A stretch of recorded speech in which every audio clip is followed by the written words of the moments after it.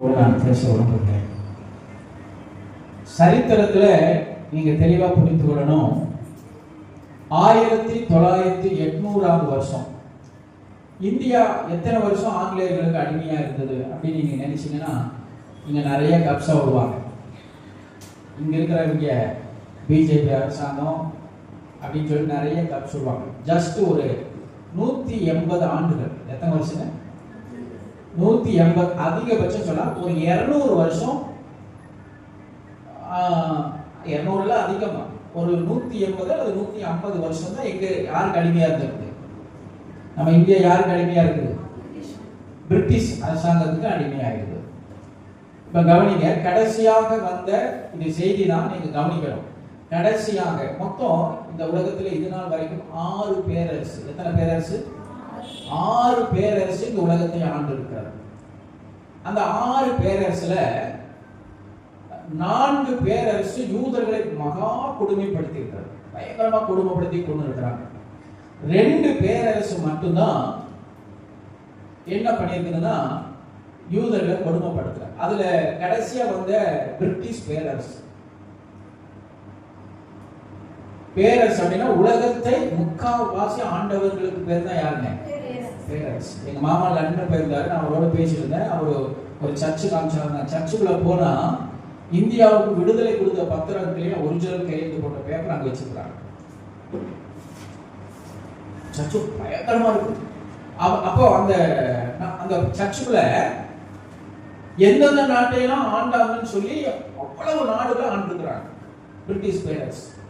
கிட்டத்தட்ட இந்தியாவை ஒரு 150 இருந்து 180 வருஷமா பிரிட்டிஷ்காரங்க இந்தியாவை ஆட்சி செய்த ஆண்டுகள். சரிங்களா? அதுக்குள்ளேயே நிறைய மாற்றத்தை எங்க கொண்டாந்துட்டாங்க? இந்தியாவுக்குள்ள கொண்டு வந்த நிறைய மாற்றங்கள். அதுக்கு முன்னாடி ஏற்பட்ட சில மாற்றங்களை மிஷனரிகள் கொண்டு வந்தாங்க. பட் 150 இருந்து 180 வருஷம் மிஷனரி இந்த பிரிட்டிஷ் அரசாங்கம் இந்தியாவை அடிமைப்படுத்தி வைத்திருந்தது. அதான் பிடிச்சு வச்ச அடிமைத்தனம். அந்த காலத்துல அதுதான் வேலையே. இங்க இப்ப பிரிட்டிஷ் ஆட்சி வர்றதுக்கு முன்னாடியே என்ன செய்வாங்கன்னா, சேர சோழ பாண்டியர் சொல்றாங்களே பாத்தீங்களா, அவங்க படையெடுத்து பக்கத்து நாட்டை பிடிப்பாங்க. இது என்னமோ பிரிட்டிஷ்காரங்க தான் வந்து புதுசா இந்தியாவை பிடிச்சது மாதிரி நீங்க நினைக்க கூடாது. அவ பிடிக்காததுக்கு முன்னாடி இந்த நாட்டுக்காரன் பக்கத்து நாட்டுக்காரன் பிடிப்பான், பக்கத்து நாட்டுக்காரன் இவங்க பிடிப்பான். இப்படி இடத்தை பிடிச்சு அடிமைப்படுத்தி தேசத்தினுடைய எல்லைகளை பெரிதாக்கி ஆண்டு கொண்டிருந்தார்கள். அப்போ பிரிட்டிஷ்காரங்க இந்தியாவை நீங்க நல்லா புரிஞ்சுக்கணும். 150 இருந்து 180 வருஷத்துக்குள்ள என்ன செஞ்சாங்க? பிடித்து நீங்க நார்மல் அடிமைப்படுத்தி வச்சிருந்தாங்க. அவங்க கண்ட்ரோல வச்சிருந்தாங்க. இந்தியாவை மாத்திரம் இல்ல, இலங்கை, பாகிஸ்தான், நேபாளம், மலேசியா, சிங்கப்பூர் இதெல்லாம் அவங்க கண்ட்ரோல தான் இருந்தது. சரிங்களா? ஒரு 180 வருஷம். அதுக்கப்புறம் இந்தியாவில் போராட்டம் ஆரம்பிச்சது. வெள்ளையினை வெளியேறுகிற போராட்டம்லாம் பயங்கரமா ஆரம்பிச்சு 1947 வருஷம் இந்தியாவுக்கு என்ன கிடைச்சது? சுதந்திரம் கிடைச்சது. எப்ப சுதந்திரம் கிடைச்சது? ஜனவரி 26 தானே சுதந்திர தினம். ஆகஸ்ட் 15ஆம் தேதி சுதந்திரம் நமக்கு கிடைக்கும். சரிங்களா? இன்னைக்கு எத்தனை வருஷம் ஆயிடுச்சு? 76 ஆண்டுகள் ஆயிடுச்சு. சரி, இப்ப கவனிங்க. இப்ப போறேன். இயேசு கிறிஸ்து இந்த பூமியில பிறந்த பொழுது அப்போ ஒரு பேரரசு இருந்தது. அந்த பேரரசுக்கு பேரு ரோமானிய பேரரசு. அந்த பேரரசு யூதர்களை கொடுமைப்படுத்துச்சு. இஸ்ரவேலும் யாருக்கு கீழே தான் இருந்தது? ரோமாபுரிக்கு கீழே தான் இருந்தது. இந்தியாவும் யாருக்கு கீழே தான் இருந்தது? ரோமாபுரிக்கு கீழே தான் இருந்தது. நீங்க தானியேல் புத்தகத்தை எடுத்து வாசிச்சு பாருங்க. 127 நாட்டை ஆண்டார். எஸ்தர் புத்தகத்துல வாசிச்சு பாருங்க. இந்து தேசம் முதல் இருக்கும். இந்துங்கிறது நாடு அல்ல, அது ஒரு நதியை குறிக்கிறது. டெல்லிக்கு பக்கத்துல இருக்கிற ஒரு பெரிய நதி இந்து சிந்துங்கிறதா இந்து நதிங்கிற பேரு. அந்த சிந்துங்கிறது இந்துங்கிற பேர்ல அந்த நதியா இருந்தது. அதுக்கு ஒரு அடையாளமா வச்சிருந்தாங்க. அப்போ இந்த தேசமும் பல ராஜாக்களுக்கு இருந்தது. அப்போ இயேசு கிறிஸ்து பிறந்த பொழுது கவனிங்க, ரோம அரசாங்கம் இருந்தது. ரோம அரசாங்கம் பேரரசு. இஸ்ரவேல் தேசத்தையும் அது அடிமையாக வைத்திருந்தது. அதனாலதான் இயேசு கிறிஸ்து பிறந்த பொழுது நிறைய பேர் என்ன சொல்றாங்கன்னா, இயேசு ராஜா, மேசியா வந்துட்டாரு, இனி இந்த தேசத்தை பிடிச்சு இவர் ஆட்சி செய்வாரு, இவருக்கு நம்ம மந்திரிமார்களா என்ன செய்யலாம், கவனிங்க, மந்திரிமார்களா இருந்து நம்ம நல்லா இருக்கலாம்னு சொல்லி நினைச்சாங்க. இப்ப அதை நான் சுருக்கமா சொல்ல அப்படியே வரேன், கவனிங்க. இப்ப இயேசு கிறிஸ்து பிறந்த காலத்துக்கு பின்ன கிபி 2025 வருஷத்துக்கு முன்னாடி இயேசு கிறிஸ்து பிறந்தார். அப்ப எந்த ராஜ்யம் இருந்தது? ரோம ராஜ்யம் இருந்தது. இயேசு கிறிஸ்துவை பிடிச்சு கல்வாரி சிலுவையில் அடிச்சு அவர் மரித்து 3ஆம் நாள் உயிரோடு இருந்து எங்க போயிட்டாரு? பரலோகத்துக்கு போயிட்டார். இதெல்லாம் ரோம ராஜ்யத்துக்கு தான் நடந்தது. ஆனா கிபி 70ல அப்போஸ்தலர்கள் ஊழியம் செஞ்சுட்டு இருந்தாங்க பாருங்க. கிபி 70ல என்ன நடந்ததுன்னா, இஸ்ரவேல் தேசத்துக்கு மிகப்பெரிய ஒரு பிரச்சனை வந்துச்சு. கிபி 70ல இஸ்ரவேல் தேசத்தையே சுட்டரித்தார்கள். இஸ்ரவேல் தேசத்தை சுட்டரித்து ஜனங்களை கொள்ளையா ஆயிரக்கணக்கான ஜனங்களை ரோமாபுரி தேசம் கொண்டு போட்டது. அப்பொழுது கிறிஸ்துவர்கள் சிதறி போனார்கள். கிறிஸ்துவங்க என்ன செஞ்சாங்க? சிதறி போனார். உலகமெங்கும் சிதறி போனார். இன்னைக்கும் கேரளாவில் யூதர்கள் இருக்கிறார்கள், சிதறி போயிட்டார் உலகமெங்கும். எருசலேம் என்ற ஒரு ஊர் மட்டும் தான் இருந்தது தவிர அங்க இஸ்ரவேல் ஜனங்களே இல்ல. எப்ப? கிபி 70ல இயேசு கிறிஸ்து பிறந்து 70ஆம் வருஷம். கிட்டத்தட்ட இஸ்ரவேல் என்ற ஒரு நாடு எப்ப உருவாகுச்சுன்னா 1948ல நம்ம சுதந்திரம் வாங்கின அடுத்த வருஷம் இஸ்ரவேல் என்கிற நாடு சுதந்திரம் வாங்குச்சு. அல்லேலூயா. எப்படி வாங்குச்சு, என்ன பண்ணுச்சுன்னு எனக்கு தெரியும். ஆனா அதை எப்ப சொன்னா நமக்கு செய்திக்கு இப்படி கணக்கு பண்ணி பாருங்களேன். 1950 வருஷம் அவங்களுக்கு நாடே இல்லை. எத்தனை வருஷங்க? 2000 வருஷம் பக்கம். 1950 வருஷம் யாருக்கு நாடு இல்லை? கானான் என்கிற தேசம் ஆண்டவர் கொடுத்தார் இஸ்ரவேல் ஜனங்களுக்கு. அந்த தேசமே இல்லை, இஸ்ரவேல் என்கிற தேசமே இல்லை. ஆனா 1948ல பல பிரச்சனைகளுக்கு அப்புறம் அந்த இடத்துல கொஞ்சம் சின்ன இடத்தை பிடிச்சு, திருப்பூர் அளவுக்கு கூட இருக்காது, திருப்பூர்ல காவாசி கூட இருக்காது, அவ்வளவு பெரிய இடத்தை பிடிச்சு இது எருசலேம் என்று பெயர் வச்சு, இதுதான் இஸ்ரவேல் என்று பெயர் வச்சு அந்த ஒரு சின்ன குட்டி நாட்டை அமெரிக்கா உருவாக்கி கொடுத்தது இஸ்ரவேல் ஜனங்களுக்கு. அல்லேலூயா சொல்லுங்க. அதுக்கப்புறம் நிறைய போரெல்லாம் வந்துச்சு. இப்ப வந்துருங்க. இப்ப என்ன நடக்குது? இஸ்ரவேலை சுற்றி பயங்கர யுத்தம் நடக்குது. யுத்தம் நடந்துட்டே இருக்கு. உங்களுக்கு தெரியும், காசா யுத்தம் 2 வருஷமா நடக்குது. எருசலேமில் இருந்த தேவாலயம் இருக்கு இல்லையா? செய்திக்குள்ள போறதுக்கு முன்னாடி இதை சொன்னா உங்களுக்கு புரியும், அதுக்காக தான் சொல்றேன்.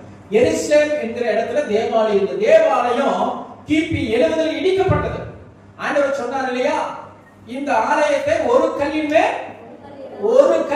என்ன செய்வேன்? இடிக்கப்பட்டு போன. கிபி 70ல அந்த எருசலேம் நகரம் சுட்டரிக்கப்பட்ட பொழுது தேவாலயம் முற்றிலுமாய் அழிக்கப்பட்டு ஒரே ஒரு செவுரு மட்டும் இருக்குது. எத்தனை செவுரு இருக்குதுங்க? ஒரே ஒரு செவுரு இருக்குது. 1950 வருஷத்துல என்ன நடந்தது? அந்த நாட்டில் என்னென்னமோ நடந்தது. காலங்கள் மாறிச்சு. அதுக்கப்புறம் இன்னொரு இடையில ஒரு பிரிட்டிஷ் அரசாங்க ஒருத்தர் வந்தா. அவன் லட்சக்கணக்கான யூதர்களை கொண்டான். அவன் யாருங்க? ஹிட்லர். அவன் நிறைய நாடுகளை பிடிச்சான். இந்தியா வரைக்கும் வந்துட்டான். இந்தியாவிலும் டெல்லி வரைக்கும் வந்து பிடிச்சான். அவ்வளவு நாடுகளை பிடிச்சான். அவன் ஆயிரக்கணக்கான லட்சக்கணக்கான யூதர்களை கொண்டான்.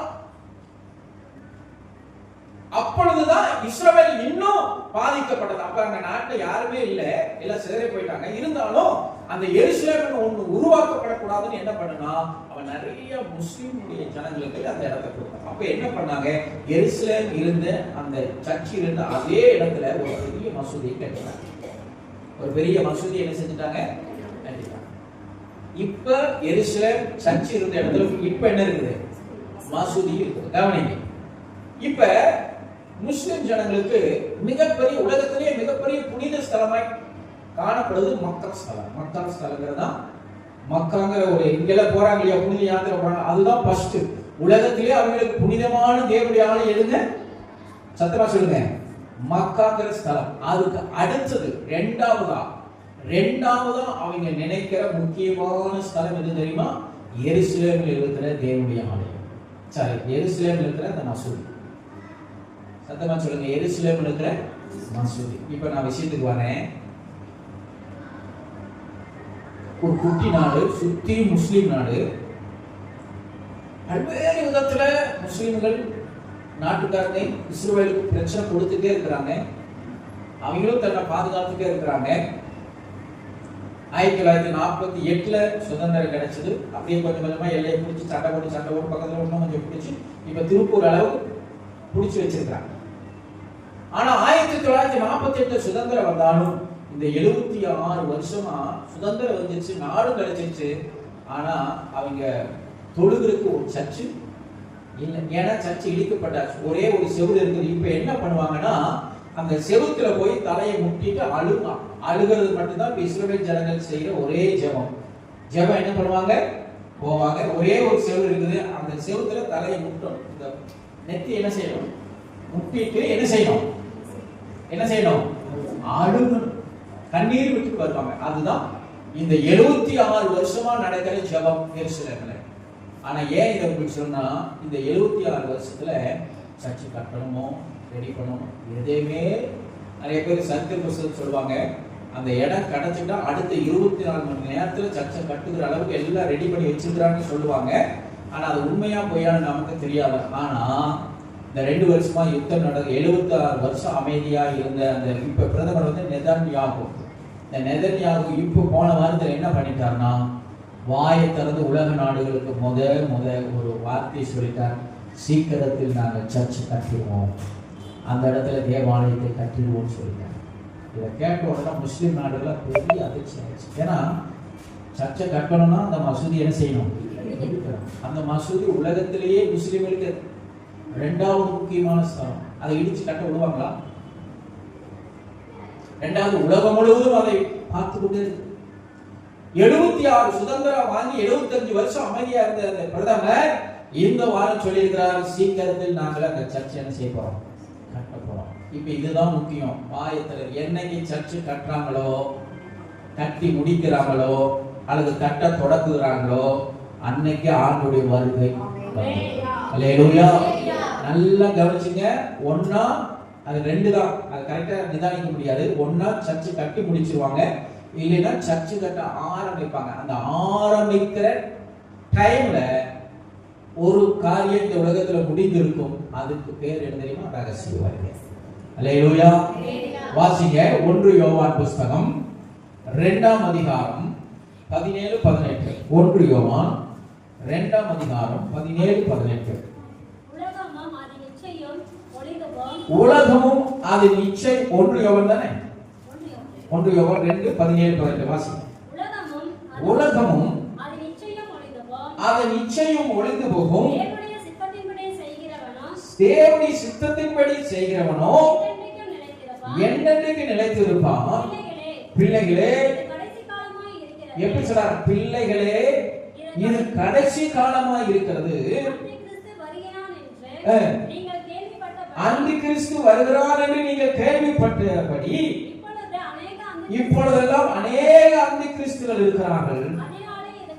அதனாலே இது கடைசி காலம் என்று அறிகிறோம். அல்லேலூயா. தேவ பிள்ளைகளே, இது எழுதி 2000 வருஷம் ஆச்சு. இப்ப 2000 வருஷம் கழிச்சு இப்ப சொல்றேன், இன்னைக்கு நான் சொல்கிறேன், உண்மையை சொல்கிறேன், நம்ம கடைசி காலத்துல நின்னுட்டு இருக்கோம். Praise the lord. அல்லேலூயா. எங்க மக வந்து AI அப்படிங்கிற ஒரு இன்ஜினியரிங் குரூப் தான் எடுத்திருக்கிறாங்க. அதுதான் எங்க பிரின்சி வந்து ஃபர்ஸ்ட் வருஷம் சேர்ந்தறப்ப அது புதுசா வந்து ஒரு எனக்கு அதை பத்தி ஒன்றும் தெரியாது. நான் என்ன பண்ணினேன், சரி புதுசா வந்தது இன்னும் நல்லா படிக்க இருக்குமே, சேர்ந்து இன்ஜினியரிங் கோர்ஸ் சேர்த்தாச்சு. AI குரூப்ல தான் சேர்த்து விட்டுருக்காங்க. இப்போ 4 வருஷம். அப்போ ஒரு பாஸ்டர் மட்டும் சொன்னாரு, ஐயோ இது படிக்கக்கூடாது பாஸ்டர், இது ரொம்ப டேஞ்சரான பாடம் அப்படின்னு சொன்னார். அது எதுக்கு சொன்னார்னா, அது நன்மைக்கும் தீமைக்கும் யூஸ் ஆகும். நன்மையாகவும் யூஸ் பண்ணிக்கலாம், தீமையாகவும் யூஸ் பண்ணிக்கலாம். சரிங்களா? இப்போ கவனிங்க அந்த 18ஆம் வசனம், அதனாலே இது கடைசி காலம் என்று அறிகிறோம். இப்ப நான் சொல்லுகிறேன், நீங்களும் நான் இருப்பது கடைசி காலம் என்பதை கட்டாயம் நீங்கள் அறிகிறோம். இனியும் காலம் தாமதம் செய்து நம்முடைய ஆவிக்குரிய வாழ்க்கையை வீணாக்கி கொண்டிருப்போமானால், அனன்மின்றி குளிரின்றி இருப்போமானால், நிச்சயம் நாம் கைவிடப்பட்டவர்களாய் மாறுவோம் என்பது சந்தேகம். நான் சொல்கிறேன், நம்மளை சரி செய்து கொள்ள நாம் பிரயாசப்பட வேண்டும். இது கடைசி காலம் என்பதை நெருங்கி கொண்டிருக்கிறோம் என்பதில் சந்தேகமும் வேண்டாம். இப்ப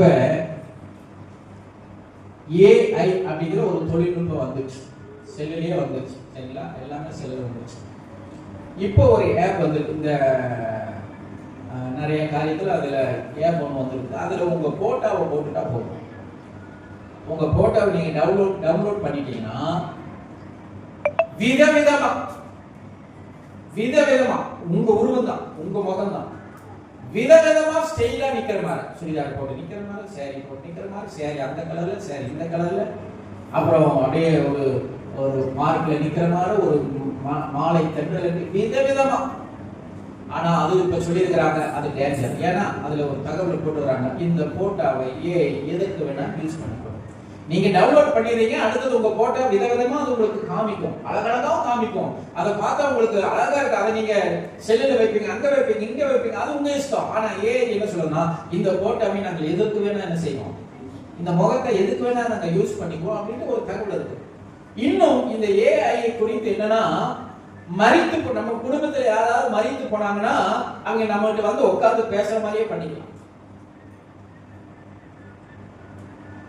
நீங்க அத சில காரியத்தை டவுன்லோட் பண்ணிட்டீங்கன்னா, ஓபன் பண்ணீங்கன்னா, நம்ம வீட்டுல யாராவது மரிச்சுட்டாங்கன்னா வீடியோல வந்து நம்மோட பேசுவாங்க. இந்த ஏஐ தொழில்நுட்பம் எதுக்கு இந்த செய்தியில எதை சொல்லிருக்கிறேன்னா, மிகப்பெரிய மாற்றத்தை உண்டாக்க போகிறது உலகத்துல. ஏன் மாற்றத்தை உண்டாக்க போகிறது? அதுதான் கடைசி காலத்துக்கு அடையாளம். ஆரம்பத்திலேயே பதறாங்க, தேசம் பதறுகிறது, ஜனங்கள் பதறுகிறாங்க. அது சொல்ல முடியாத அளவுக்கு டெக்னாலஜி வளர்ச்சியா இருக்கிறது இந்த ஏஐ. அதனுடைய ஃபுல் ஃபார்ம் எனக்கு தெரியாது, சுருக்கம் ஏஐ. அவ்வளவு வளர்ச்சி அடைந்திருக்கும். ஆனா அது நல்லதா அப்படின்னா, உலகத்துக்கு சில சமயம் நல்லதா இருக்கும். நான் சொல்கிறேன், ஆவிக்குரிய வாழ்க்கைக்கு ரொம்ப டேஞ்சர். ஆனா ஆவிக்குரிய பிள்ளைகள் தெரிந்து கொள்ள வேண்டியது ஒண்ணே ஒண்ணுனா, கடைசி காலம் சமீபமாயிற்று.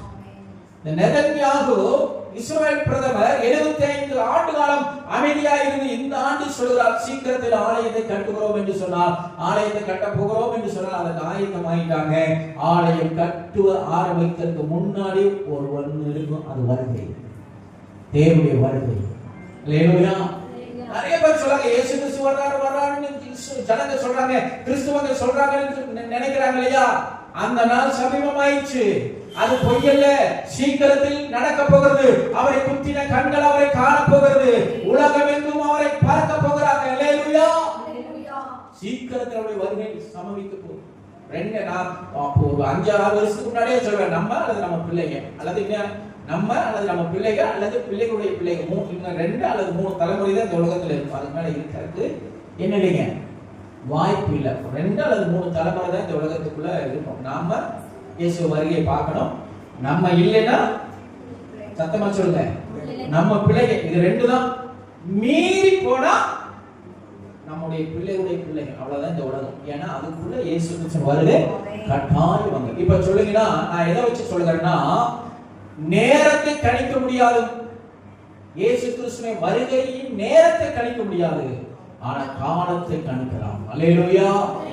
ரொம்ப எச்சரிக்கையான தேவ செய்திங்க. தேவனுடைய நேரத்தை சொல்ல முடியாது. நாளைக்கு நேரம் வந்துருவார் சொல்ல முடியாது, அடுத்த மாசம் வந்துருவார் சொல்ல முடியாது, அடுத்த வருஷம் வந்துருவார் சொல்ல முடியாது, ஆனா காலத்தை கணிக்கலாம். அந்த வசனம் 18வது வசனத்துல கடைசி சொல்லுகிறது, இதுவே கடைசி காலம் என்றார். அந்த ஒரு வார்த்தை, இதுவே கடைசி காலம் என்பதை நீங்கள் அறிந்து கொள்ள வேண்டும். மத்தேயு எழுதின புத்தகம் 4ஆம் அதிகாரம் 17வது வசனம் வாசிங்க. மத்தேயு எழுதின புத்தகம் 4:17. இயேசு கிறிஸ்து தன்னுடைய ஊழிய காலத்திலே அவர் சொன்ன வார்த்தை என்ன தெரியுமா? அது முதல் இயேசு மனம் திரும்புங்கள். போது அன்னைக்கு 2000 வருஷத்துக்கு முன்னாடி இயேசு கிறிஸ்து சொன்ன வார்த்தை என்ன தெரியுமா? மனம் திரும்புங்கள், பரலோக ராஜ்யம் சமீபமாக இருக்கிறது. 2000 வருஷம் கழிச்சும் நம்ம கிறிஸ்துவுக்குள்ள ஸ்திரப்படாம பலப்படாம தேவனுடைய ராஜ்யத்துக்கு தகுதி இல்லாத பாத்திரமா இருந்தோம்னா, நம்மை காட்டு பரிதவிக்கப்பட்டவர்கள் வேற யாரும் இருக்க மாட்டாங்க. அல்லேலூயா. நீங்க சொல்லுங்க, அபிஷேகம் பெற்று ஞானஸ்நானம் எடுத்து சர்ச்சுக்கு இத்தனை வருஷமா வந்து தெரியாதனமா நம்ம கைவிடப்பட்டுட்டோம்னா நம்மளை போல பரிதவிக்கப்பட்டவங்க சத்தமா சொல்லுங்க யாரு? ரட்சிக்கப்படாதவங்களை விட்டுங்க. ரட்சிக்கப்பட்டு இவ்வளவு காலம் சபைக்குள்ள உட்கார்ந்துட்டு நம்ம கைவிடப்பட்டோம்னா நம்மளை போல ஏமாளியே உலகத்துல யாருமே 2000 வருஷத்துக்கு முன்னாடி சொல்றாங்க, மனம் திரும்புங்கள், பரலோக ராஜ்யம் சமீபமாய் இருக்கிறது. 2000 வருஷங்களுக்கு நான் சொல்லுகிறேன், ஆண்டவருடைய வருகை மிக சமீபமாய் இருக்கிறது. அல்லேலூயா. அதற்கு அடையாளங்கள் தோன்றிக் கொண்டே இருக்கிறது. அதற்கான அடையாளங்கள் நிகழ்ந்து கொண்டே இருக்கிறது. நாம் கவனக்குறைவாய் இருப்போமானால் நம்ம ஏமாந்து போய்வோம் என்பதை 10 கன்னிக ஆயத்தமா இருந்தாங்க, 5 கன்னிக கவனக்குறைவா இருந்தாங்க. கவனக்குறை வேற ஒண்ணும் இல்லை, தீவெட்டியோட இருந்தாங்க, ஆயத்தமா இருந்தாங்க, அப்படி வருகை எதிர்பார்த்து இருந்தாங்க. ஆனா போக முடியல. போக முடியாத ஒரே காரணம் நான் சொல்கிறேன், கவனக்குறைவு. கவனக்குறைவு. இயேசு கிறிஸ்துவுடைய வருகையின் சத்தத்தை கேட்ட உடனே ஆயத்தமாகபடி எழுந்து நின்ற பொழுதுதான் தங்களிடத்திலே புறப்பட்டு போவதற்கு எண்ணம் இல்லை என்பதை அறிந்து கொண்டார். அதுக்கு பேர் என்னங்க? என்னது? கவனக்குறைவு. சரியான விதத்தில் தங்களை என்ன செய்ய, சத்தமா சொல்லுங்க, ஆயத்தப்படுத்திக் கொள்ளவில்லை. எரேமியாவின் புஸ்தகம் 8ஆம் அதிகாரம் 20ஆம் வசனம். எரேமியா 8:20 வாசிங்க. எரேமியா புஸ்தகம் 8ஆம் அதிகாரம் 20ஆம் வசனம். அறுப்பு காலம் சென்றது, கோடை காலமும் முடிந்தது, நாம என்ன செய்யல? நான் ஒண்ணு சொல்றேன், காலம் முடிஞ்சிச்சு. இதை இன்னும் வெளிப்படையா சொல்லப்போனா, புறஜாதியாருக்கு கொடுக்கப்பட்ட காலம் என்ன செஞ்சிச்சு? முடிஞ்சிச்சு. அந்த வசனம் மறுபடியும் வாசிங்க. 8:20. அறுப்பு காலம் சென்றது, கோடை காலம் எல்லாம் முடிஞ்சிருச்சு. போதும். நான் உங்களுக்கு இந்த வார்த்தையை சொல்ற, காலம் எல்லாம் என்ன செஞ்சிருச்சு? முடிஞ்சிருச்சு. கிருபையின் காலம் முடிய தருவாயில் இருக்கிறோம். பிரஜாதியாருக்கு கொடுக்கப்பட்ட காலத்துடைய எண்ணில் இருக்கிறோம் என்பதை நீங்களும் நான் மறந்து விட வேண்டாம். அல்லேலூயா. அறுப்பு காலம் முடிஞ்சிருச்சு. கோடை காலம் என்ன செஞ்சிருச்சு? பரலோகத்துக்கு தேவன் அறுவடை பண்ணிட்டு இருந்தாலே, அந்த அறுவடை காலம் முடிஞ்சிருச்சு. சபை அறுவடை செய்யப்பட்டவர்கள் சபையில இருக்கிறாங்க. இந்த சபையை விட்டு வெளியே இருக்கிற ஆத்துமாக்களுக்கு வருகிற நாட்களில் உள்ள வந்தா பாக்கியவான்கள், இல்லை என்று சொன்னால் அவர்கள் பரிதவிக்கப்பட்டவர்கள். இந்த உலகத்திலே, இந்த கிருபையின் காலத்துல நீங்களும் நானும் அறுவடை செய்யப்பட்டவர்கள். அல்லேலூயா சொல்லுங்க. சத்தமா நீங்களும் நானும் அறுவடை செய்யப்பட்டோம். அறுவடை செய்ய எங்க வந்துட்டோம்? அறுவடை செய்யப்பட்டு எங்க வந்துட்டோம்? குடோனுக்கு வந்துட்டோம். சபைக்குள்ள வந்துட்டோம். மனமாட்டி சபைக்குள்ள வந்துட்டோம். இனி இந்த மனமாட்டி சபை எடுத்துக்கொள்ளத்தானே அப்படி வருகை. அப்படி வருகை உலகத்தினுள்ள இருக்கிறவங்களை எடுத்துக்கொள்கிறதுக்காக அல்ல. அவருடைய சபை எதுக்கு? மனவாட்டியால் நியமிக்கப்பட்டவர்கள், அறுவடை செய்யப்பட்டவர்கள், இந்த சபைக்குள்ள வந்து தங்களை மனவாட்டியால் அலங்கரித்துக் கொண்டவர்களை அவர் எடுத்துக் கொள்ளும்படியாக மணவாளனாகிய தேவன் ஒரு நாள் சீக்கிரத்திலே மத்திய ஆகாயத்தில் வந்து நின்று நம்மை அழைக்க போகிறார். கர்த்தராலே தெரிந்து கொள்ளப்பட்டவர்களே, கர்த்தராலே அழைக்கப்பட்டவர்களே, வாருங்கள் என்ற சத்தம் சீக்கிரம் தொனிக்க போகிறது. நாம் மௌனமாக இருக்கக்கூடாது. முடிந்த அளவுக்கு நமக்கு தெரிஞ்சவங்களை, நம்முடைய உறவுகளை, நம்முடைய ரத்த சம்பந்தங்களை இந்த இடத்துக்குள்ள கொண்டு வரலினா நீங்களும் நானும் பரிதவிக்கப்பட்டவர்கள் அல்ல. ஆனா நம்மோடு கூட இந்த இடத்துக்குள்ள வராதவர்கள் பரிதவிக்கப்பட்டவர்கள். நீங்க நினைச்சு பாருங்க, 10 பேரு ஒரே இடத்துல தான் இருந்தாங்க. ஆனா 5 பேர் உள்ள வர முடியல. வேலை இப்படி கூட சொல்ல, ஆலயத்துக்குள்ள கூட இருக்கலாம். ஆனா எத்தனை பேர் சரியா இருக்கிறோம் அப்படி வருகைக்குள்ள போன்றதுக்கு என்பது எனக்கு தெரியும். இந்த சபைக்குள்ள இருக்கிற நம்மளே ஒரு சிலர் கைவிடப்படுவோம் என்று சொன்னால், இந்த சபைக்குள்ள இல்லாதவர்கள் எப்படி மீட்கப்படுவார்கள் என்பதை நீங்க நினைச்சு பாருங்க. சபைக்குள்ள இருக்கிறவர்களே ஒரு சிலர் கைவிடப்படுவார்கள். அப்ப சபைக்கு வெளியே இருக்கிறவங்க அவர் கைவிட்டு நம்மை அழைத்து செல்வார் என்பதில் சந்தேகம் வேண்டாம். அதே எசேக்கியேல் புஸ்தகம் 30ஆம் அதிகாரம் 3ஆம் வசனம். எசேக்கியேல் 33 வாசிங்க. எசேக்கியேல் 33.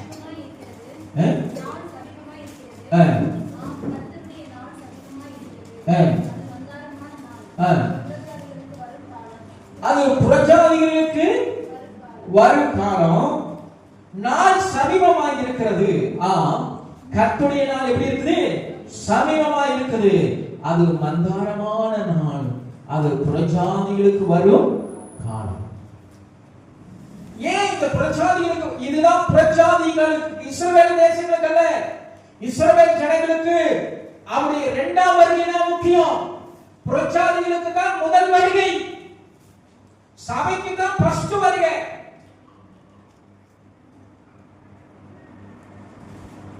சபைக்கு தான் முதல் வருகை. அப்படியே யோவான் 5 எடுத்துக்கொள்ளுங்க. நம்ம வேகமா படிக்கிறேன். யோவான் 5ஆம் அதிகாரம். சபைக்கு தான் முதல் வருகை. யோவான் 5 25 இருந்து 29 வரைக்கும் ஒருத்தர் சத்தமா வாசிங்க. யோவான் 5. யார் சத்தத்தை கேட்கும் காலம் வரும்? நல்ல வாசிங்க, நல்ல சத்தமா வாசிங்க. மரித்தோர் தேவகுமாரனுடைய சத்தத்தை கேட்கும் காலம் வரும். அல்லேலூயா சொல்லுங்களேன். அல்லேலூயா. அது இப்பொழுதே வந்திருக்கிறது. கேட்கிறவர்கள் பிழைப்பார்கள் என்று இதை நம்மளுக்கு விளக்கி சொல்லுகிறேன். 26. பிதாவானவர் தம்மில் தாமே ஜீவனுடையவராய் இருக்கிறது போல குமாரனும் தம்மில் தாமே ஜீவனுடையவராய் இருக்கும்படி அருள் செய்திருக்கிறார். அவர் மனுஷகுமாரனாய் இருக்கிறபடியால் நியாய தீர்ப்பு செய்யும்படிக்கு அதிகாரத்தையும் அவருக்கு கொடுத்திருக்கிறார். இதை குறித்து நீங்கள் ஆச்சரியப்பட வேண்டாம். ஏனென்றால் பிரேத குழிகளில் உள்ள அனைவரும் அவருடைய சத்தத்தை கேட்கும் காலம் வரும். அப்பொழுது நன்மை செய்தவர்கள் ஜீவனை அடையும்படி எழுந்திருக்கிறவர்களாகவும் தீமை செய்தவர்கள் ஆத்மீகத்தை அடையும்படி எழுந்திருக்கிறவர்களாகவும் புறப்படுவார்கள். ஒரு அல்லேலூயா சொல்லுங்க. இந்த 29 ஏன் அப்படி 25ல மரித்தோர் தேவகுமாரனுடைய சத்தத்தை கேட்கும் காலம் வரும். அப்புறம் சொல்றாரு அது இப்பொழுதே வந்திருக்கிறது. அவர் என்ன சொல்றாருன்னா இஸ்ரவேல் ஜனங்களுக்கு, ஏப்பா உலகம் முழுவதிலும் இருக்கிற ஜனங்கள் மரித்து போயிடுவாங்க. மரித்து போனவர்கள் கூட என் சத்தத்தை கேட்கும் காலம் வரும். இன்னைக்கு உயிரோட இஸ்ரவேல் ஜனங்களுக்கு 2000 வருஷத்துக்கு முன்னாடி பேசுறாரு. உயிரோட நான் இப்போ உங்களுக்கு என்னுடைய சத்தத்தை தொனிக்கப்படுகிறேன். ஆனா என் சத்தத்தை என்ன செய்ய மாட்டேங்கிறீங்க? என் சத்தத்தை கேட்க மாட்டேங்கிறீங்க. ஆனா நான் சொல்றேன், உலகம் முழுவதும் இருக்கிற ஜனங்கள் மரித்து போனவங்க கூட என் சத்தத்தை கேட்கும் காலம் வரும்பா. ஆனா அன்னைக்கு கேட்கும் காலம் வரும். ஆனா இன்னைக்கு உயிரோட இருந்து நான் என் சத்தத்தை தொனிக்கப்படுகிறேன். இன்னைக்கு என் சத்தத்தை என்ன செய்ய மாட்டேங்கிறேன்? கேட்க மாட்டேங்கிறேன். இஸ்ரவேல் ஜனங்க கேட்கல. ஆண்டவருடைய சத்தத்தை இஸ்ரவேல் ஜனங்க என்ன செய்யல? கேட்கல.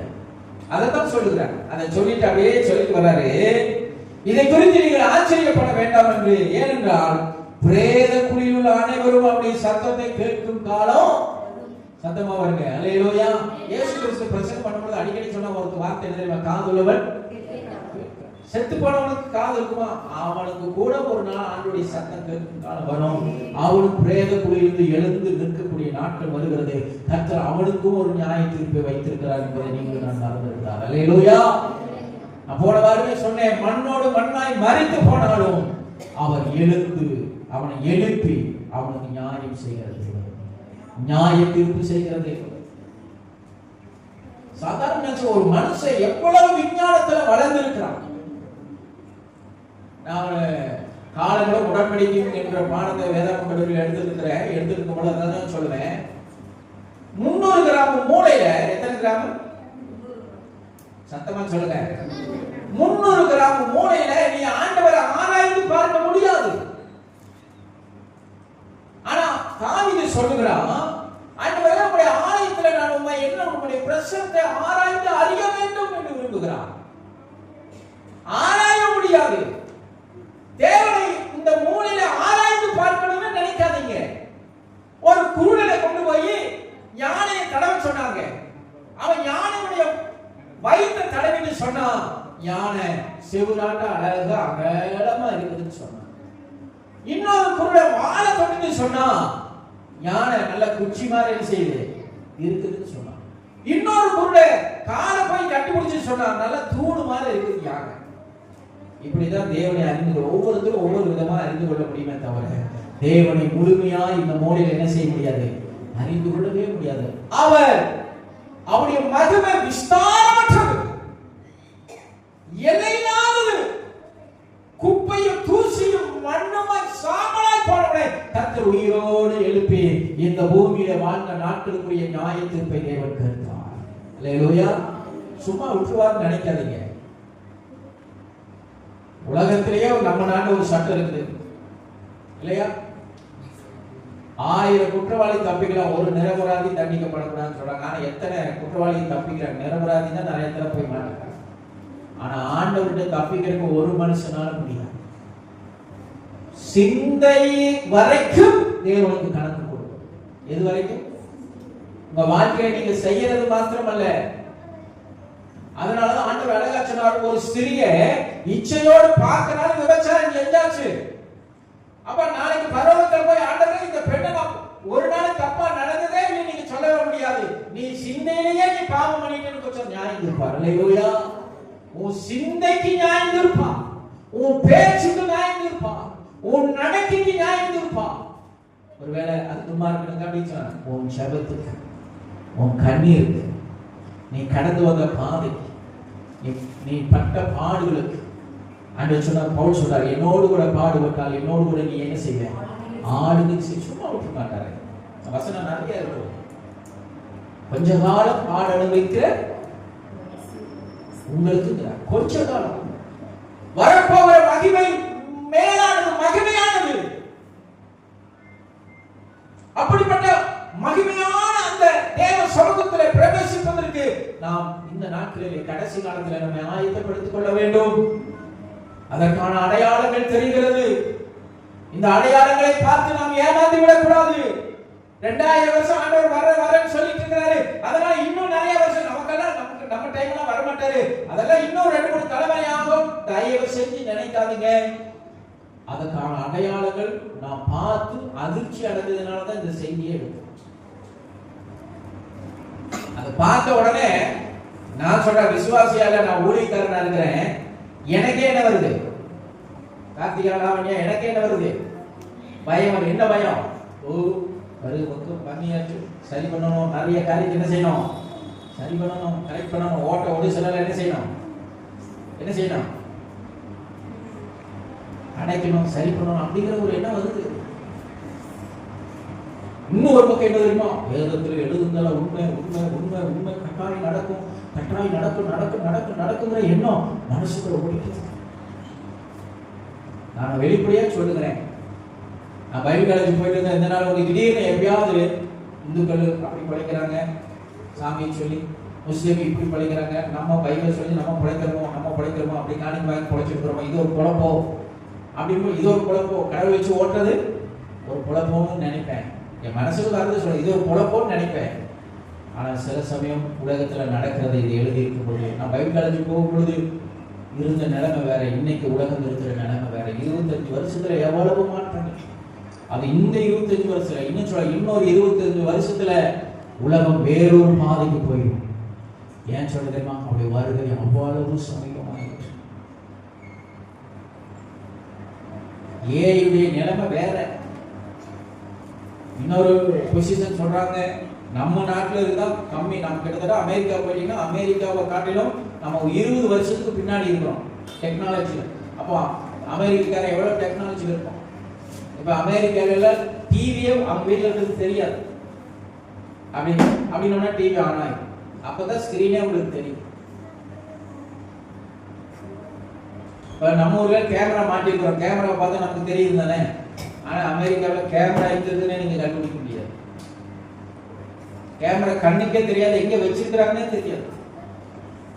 இங்க இருக்கிற ஜனங்க பயப்படுறாங்க. கரெக்டா இருக்கணும், ரோடா கரெக்டா இருக்கணும், சட்டம் ஒழுங்கா எல்லாத்தையும் கரெக்டா பார்க்கணும். எங்க இருந்து நம்ம கண்காணிக்கிறாங்க, எப்ப நம்மளை பிடிக்கிறாங்கன்னு நமக்கு தெரியாது. தேவனுடைய பிள்ளைகளை கடைசி காலத்துல நம்ம சரியான முறையில நம்மை ஆயத்தப்படுத்திக் கொள்ள வேண்டிய நாட்கள் என்பதை நம்ம மறந்து விடவே கூடாது. அப்ப 29 அப்பொழுது நன்மை செய்தவர்கள் ஜீவனை அடையும்படி எழுந்திருக்கிறவர்களாகும். இது போதும். நம்ம எதை அடையும்படி எழுந்திருக்கணும்? நம்ம எதை அடையும்படி? ஜீவனை அடையும்படி எழுந்திருக்கிறவர்களாக. அல்லேலூயா. அடுத்த வசனம் எரேமியா 30ஆம் அதிகாரம் 27வது வசனம். எரேமியா 37 வாசிங்க. எரேமியா 37. அந்த நாள் பெரியது. ஐயோ, அந்த நாள் பெரியது. அந்த நாள் பெரியது. அதை போல ஒத்த நாள் இல்லை. அது யாக்கோபுக்கு இக்கட்டு காலம். இது நமக்கு வருகையின் காலம். நல்ல வருகை வந்தோடனே உலகமே ஒரு மிகப்பெரிய ஒரு திண்டாட்டத்துல போயிடும். மணி என்ன உங்க வீட்டு சொத்தையில யார் எடுத்துக்குவா? நீங்க இருக்க மாட்டீங்க, உங்க பிள்ளைகளா இருக்க மாட்டாங்க, பேர பிள்ளைகள் இருக்க மாட்டாங்க. யார் எடுத்துக்குவா? சத்தமா சொல்லுங்க. ஆண்டவர் எப்படி எடுப்பாரு? ஆண்டவருக்கு வீட்டில் சொத்து வேணும், ஆண்டவர் எடுக்க மாட்டார். இது போல கோடிக்கணக்கான ஜனங்களுக்கு இருக்க மாட்டாங்க. உலகத்துல மிகப்பெரிய சீரழிவு ஏற்படும். ஆனா ஒண்ணு என்ன தெரியுமா? அதைத்தான் அந்த வசனம் அழகா சொல்லுது. அந்த வசனத்தை மறுபடி வாசிங்க. ஐயோ, சத்தமா சொல்லுங்க. அந்த வசனம் எப்படி சொல்லுங்க? இயேசு கிறிஸ்துவின் வருகையின் நாளை குறித்து நீங்க என்ன நினைக்கிறீங்க? நல்ல நாள் நினைக்கிறீங்களா? மனவாட்டி சபைக்கு மட்டும்தான் அன்னைக்கு நல்ல நாள், சபைக்கு மட்டும்தான் நல்ல நாள். உலகத்துக்கு அது என்னது? சத்தமா சொல்லுங்க. பிள்ளைகள் எல்லாம் சொல்லுங்க, முன்னாடி என்ன? ஐயோ, அழகா இருக்குல்ல? ஆனா அப்படியே வாசிக்கணும். ஐயோ, இயேசு கிறிஸ்துவின் வருகையின் நாள் இந்த உலகத்துக்கு என்ன நாளுங்க? ஐயோன்னு சொல்ற ஒரு நாள். அந்த நாளை குறித்து பாருங்க. அப்படி பாருங்க, அந்த நாள் பெரியது. இந்த உலகத்திலேயே சொல்றேன், அந்த நாளை போல ஒரு ஒத்த நாள் இந்த பூமியில அப்படிப்பட்ட நாள் இருக்குது இருக்கு. அன்னைக்கு மகா சீரழிப்பு நாள். இப்படி நீங்க நினைச்சு பாருங்களேன். நீங்க எல்லாம் போயிட்டீங்க, நான் மட்டும் இங்க இருக்கிறேன். சந்தோஷத்தை பாருங்க. என் நிலைமை நினைச்சு பாருங்க. நித்தியமா நரகத்துக்கு போகணும். ஆனா நான் உயிரோடு இருக்கிறேன், என்ன சாகல. எனக்கு எவ்வளவு அங்கலாய்ப்பு இருக்கு. நீங்க ஒரு நிமிஷம் உங்க இருதயத்தில் ஆராய்ச்சி பாருங்க. கைவிட பட்டுட்டீங்கன்னா ஓடி போய் பார்ப்பேன், விஷயக்காரருக்கான பார்ப்பேன், ஐயோ காணும். மணியனை வீட்டுக்கு போய் பார்ப்பேன், மணியனா காணும், அக்காவை காணும், ஒவ்வொரு விசுவாசியும் காணும். ஐயோ, அந்த ஊழியக்காரர் காணும், இந்த ஊழியக்காரர் காணும், குடும்பத்திலே ஒருத்தர் காணும், நான் மட்டும் இருக்கிறேன். என் நிலைமை என்ன? செய்தி வரும், காணும் காணும் காணும் காணும் காணும், இந்த நாள் இத்தனை ஜனங்க காணும், அத்தனை ஜனங்க காணும், நான் இருக்கிறேன். என் நிலைமை என்ன பண்ணணும்? ஐயோ, நான் எப்படி ஆயிடுவேன்னா, உண்மை சொல்கிறேன், செத்து போயிடும், உயிரோடு செத்தவனை போல ஆயிடுவேன். இயேசு கிறிஸ்துவினுடைய வருகையில நான் கைவிடப்பட்டுட்டேன்னா நான் இன்னைக்கு எப்படி இருப்பேன்? சத்தமா சொல்லுங்க.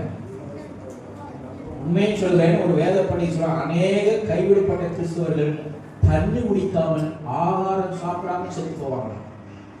அந்த கவலையில என்ன குடிக்க மாட்டாங்க? தண்ணியும் ஆகாரம் சாப்பிடாம முடங்கி போய் செத்து போவாங்க. அவ்வளவு பெரிய துக்கம். இயேசு கிறிஸ்துவின் நாளை குறித்து மகிழ்ச்சி நாள் நினைக்கிறீங்க, நீங்க போயிருவீங்க மகிழ்ச்சியா. இந்த உலகத்துக்கு அந்த நாள் மகிழ்ச்சியான நாள் கிடையாது. அந்த நாள் ஐயோ, அந்த நாள் பெரியது. அதை போல ஒத்த நாள், அதை போல ஒத்த நாள் துயரமான கண்ணீரான இந்த உலகத்துக்கு அப்படி ஒரு நாளே கிடையாதுங்க. அவ்வளவு வேதனையும் துயரமும் கண்ணீரும் கம்பளையுமான இருந்திருக்கிற நாள் உலகத்தில். ஆனா சபை போயிடும், எக்கால சத்தம் துணிக்கும், ஆயத்தமாய் இருந்துக்கோள் எடுத்துக்கொள்ள போடுவார்கள். அவர்கள் பார்த்திருவார்கள். கைவிடப்பட்டவர்களும் இந்த உலகத்தில் இருக்கிற புறஜாதி சடைகள் அத்தனை பேரும். ஏன்னா இயேசு கிறிஸ்துவின் வருகை முடிஞ்ச அடுத்த நிமிஷம் இந்த உலகத்துல அந்தி கிறிஸ்துவின் ஆட்சி ஆரம்பிச்சு. அதே ரெண்டா பிரிப்பாங்க. 7 வருஷம் உபத்திரவ காலம், மகா உபத்திரவ காலம் பிரிப்பாங்க. கடைசி நாட்கள் நெருங்கி கொண்டு இருக்குது. எத்தனை பேர் நான் சொன்னதை சிந்திச்சு பார்த்தீங்க? வீட்டுல போய் சிந்திச்சு பாருங்க, ஒரு நிமிஷம் ட்வீட் பண்ணி பாருங்க. எல்லாரும் போயிட்டாங்க, நான் நிற்கிறேன், என் நிலைமை என்ன? நிறைய பேர் பொய் சொல்லுவாங்க, ரத்த சாட்சியா மறிச்சுட்டா பரலோகம் போயிடலாம். நோ நோ நோ, புரட்சாதிகள் ரத்த சாட்சியா மறிச்சாலும் பரலோகம் போக முடியாது. அப்படியா இருந்தா நான் இப்ப துன்மார்க்கனா ஜீவிச்சுட்டு ஆண்டுடைய வருகைக்கு அப்புறம் நானே ரத்த சாட்சியா மறிச்சுக்குவேன். No no, கைவிடப்பட்டதுதான். நல்லா புரிஞ்சுக்கொண்டு, வேற எந்த போதலும் தவறா சொன்னா கைவிடப்பட்டதுதான்.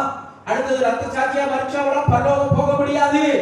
அது இஸ்ரவேல் ஜனங்களுக்கு, நமக்கு அல்ல. அல்லேலூயா. அப்ப ஐயோ, அந்த நாள் பெரியது, அதை போல ஒத்த நாள் இல்லை.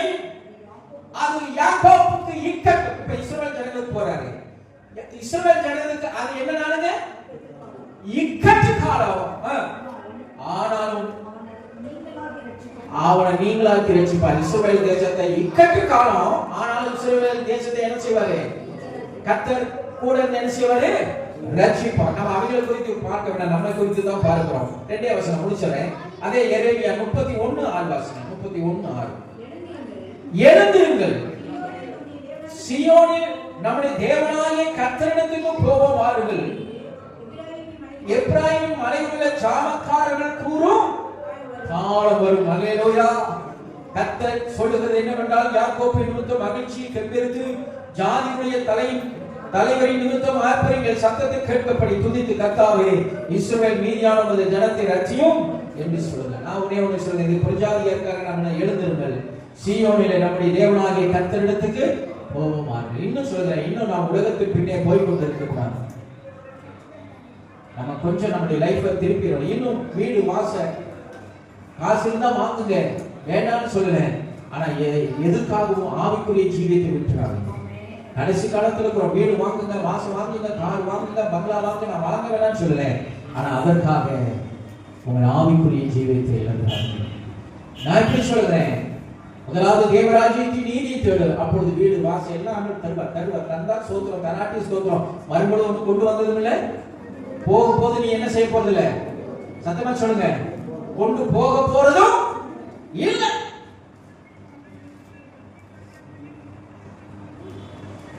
ஒண்ணு கொண்டு வந்ததுல ஒண்ணு கொண்டு போக போறது. பிள்ளைய பரிசுத்த வாழ்க்கைய காத்துக்கொள். அப்படி வருகை நாட்கள் நெருங்கி கொண்டிருக்க உன்னை ஆயத்தப்படுத்திக்கொள். ஒரு வசனத்தை சொல்றேன், நீ ஆயத்தமாறு, உன்னோடு கூட ஒரு கூட்டத்தை என்ன செய்யும். சத்தமா சொல்லுங்க. ஃபர்ஸ்ட் ஆண்டவர் எப்படி அழகா சொல்றாரு பாருங்க. நீ ஆயத்தப்படு, நீ ஆயத்தமாக உன்னை சரி பண்ணு. உன்னை ஆயத்தப்படுத்திக்கோ. டைம் இருந்தா உன்னோடு கூட ஒரு கூட்டத்தை என்ன செய்யும். ஆத்துமாக்களை ஆதாயம் செய்கிறவன் நான். உன்னோடு கூட ஒரு கூட்டத்தை ஆயத்தப்படுத்து. உன் கூடயே இருக்கிற பிள்ளைகள் நரகத்துக்கு போயிட்டாங்கன்னா ரத்தப்படியே கர்த்தர் நம்ம மேல கேட்பாரு. நீ ஆயத்தப்படு. நான் நேரம் முடிக்க விரும்புகிறேன். நீ ஆயத்தப்படு, உன்னோடு கூட ஒரு கூட்டத்தை ஆயத்தப்படுத்து. கடைசியா ஒரே ஒரு வேத பகுதியை வாசித்து முடிக்கலாம். சங்கீதம் 2ஆம் அதிகாரம் 11ஆம் வசனம் 12ஆவது வசனம். சங்கீதம் 2 11 12. பயத்துடனே கர்த்தரை சேவியுங்கள், நடுக்கத்துடனே களி கூறுங்கள். இந்த வசனத்துல எந்த காலத்துக்கு ஏற்ற வசனம்? பயத்துடனே கர்த்தரை சேவியுங்கள். இன்னும் மாம்சத்தின்படி ஓடாத, கால் போன போக்குல போகாத, மனப்போக்குல போகாத, உனக்கு இஷ்டமானதை செய்யாதே. பயத்துடனே கர்த்தரை சேவியுங்கள், நடுக்கத்துடனே களி கூறுங்கள். குமாரன் கோபம் கொள்ளாமலும் நீங்கள் வழியிலே அழியாமலும் இருக்கும்படிக்கு. அதுதான் நம்ம சரிப்பட்டு. அவரை என்ன பண்ணுங்க? முத்தம் செய்யுங்கள், அவரை நேசியுங்கள். கொஞ்ச காலத்தில் அவருடைய கோபம் பற்றி எரியும். அவரை அண்டிக் கொள்கிற யாவரும் பாக்கியவான்கள். நீங்க 2000 வருஷம் சொல்றீங்களே, அவருக்கு 1000 வருஷம் எப்படி இருக்குதான்? சத்தமா சொல்லுங்க. ஒரு நாளா இருக்கலாம். அப்ப ஏசப்பாக்கு இந்த 2000 வருஷம் எத்தனை நாள் நீங்க நினைக்கிறீங்க? 2000 வருஷம் எத்தனை நாள் பாப்பா? 2 days. 2000 வருஷம் 2 நாள் ஆகுது.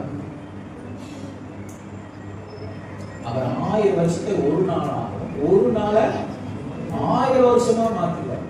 அதனாலதான் அதுக்கு அடையாளம் தான் 1000 வருஷம் ஆச்சு.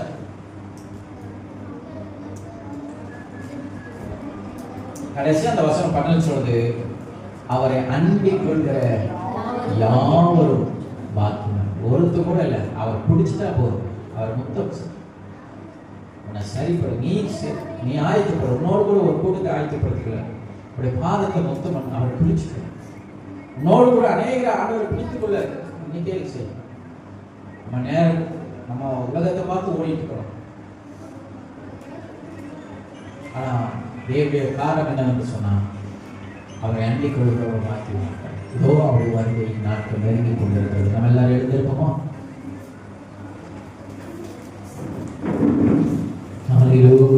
ஆண்டவரே, மனவான்களாக உம்மை சந்திக்க